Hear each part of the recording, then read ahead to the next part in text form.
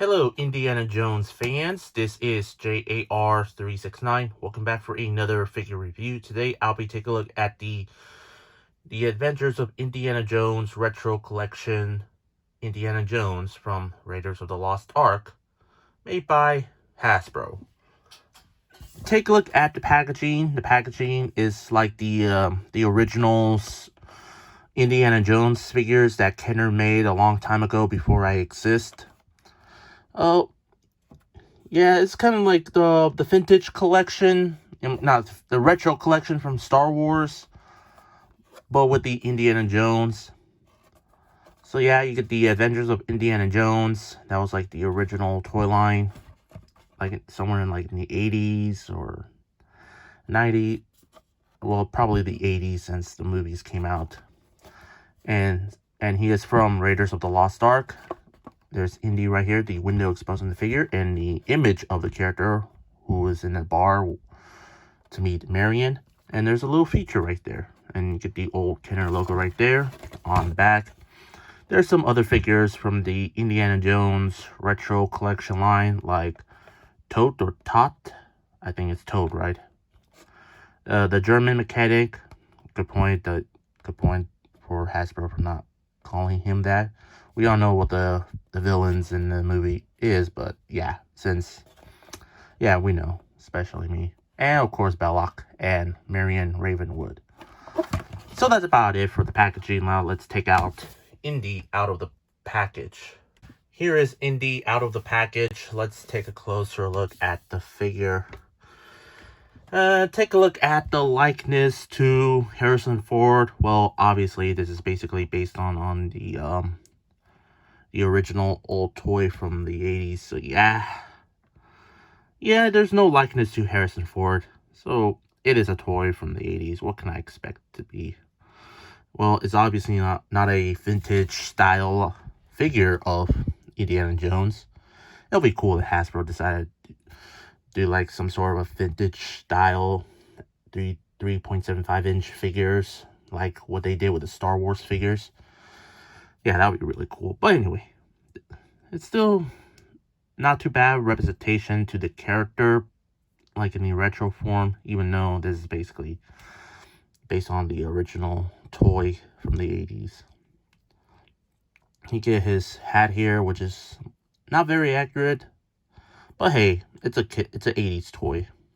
Well, a toy based on the 80s toy. Take a look at his outfit here. You can see the jacket is all black instead of, well, brownish color on the jacket, maybe. Yeah, it was brownish color.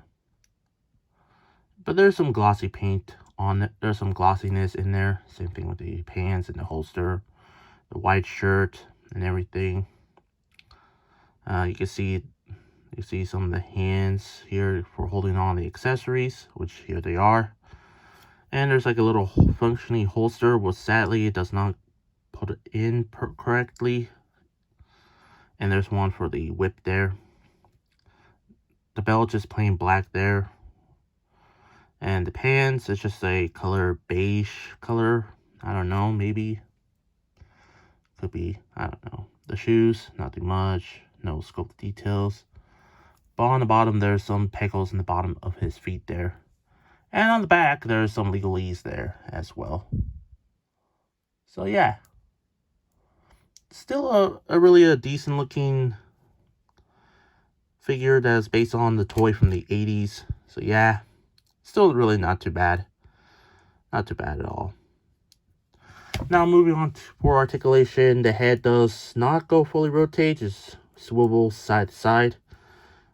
But the right arm, the left arm goes all the way. I cannot show you about this arm right here. I'll show you that later. But the legs did kick forward and back. And bend at the knees, like the original toy does. And yeah, not really much posable. But it is like the old school articulation, so yeah. For accessories, he does come with his pistol right there that he can actually put on his right hand. And also his whip on his left hand. So yeah. And for the, well, sometimes it pops off easily, so I would recommend just make like some sort of whip circle on there. But if you have like some sort of a sticky tack or any a bit sticky, so yeah, make sure to put on his hand here. Now for the gimmick here is if you pull up his arm like that, just like so, boom. Yeah. It'll be cool if Hasbro makes a swordsman figure from Raiders, like, well, not in this outfit. Like, you know, that one scene was he was looking for Marion and stopped by a swordsman who he's trying to make moves on Indy, swinging his swords. But Indy got no time for that, so boom, bam, shot the swordsman. Yeah, that would be really hilarious. But anyways, overall for the figure itself, it's really a not bad looking figure, I would say. Even though this is basically based on the original toy, obviously, but it's not really. But there's not much details to it. I mean, it's not like Black Series or Avengers Series figures, but still a really not too bad looking figure for your collection if you're a big retro guy or you're a big Indiana Jones fan. Yeah, I really think I can get this. I do recommend getting this figure for your collection if you're an in-box collector or out-of-box collector, or you may be both. You could buy two of them, one for out-of-box or and the other in the box. So yeah, the figure itself is still really not too bad. I dig it. For my rate for this figure, I'm gonna give the Indiana Jones figure a, I don't know, probably I might give him like an 8 out of 10, just an 8. Yeah, there's not much paint apps to it or or paint app details or anything because this is basically a toy from the 80s. I hope you enjoyed my review. If you did, please consider like, comment, share, and subscribe if you're new to my channel, and follow me on Instagram. The link will be in the description down below. That's all I have to say. This is the Indiana Jones Retro Collection. I believe I'm going to call it for now.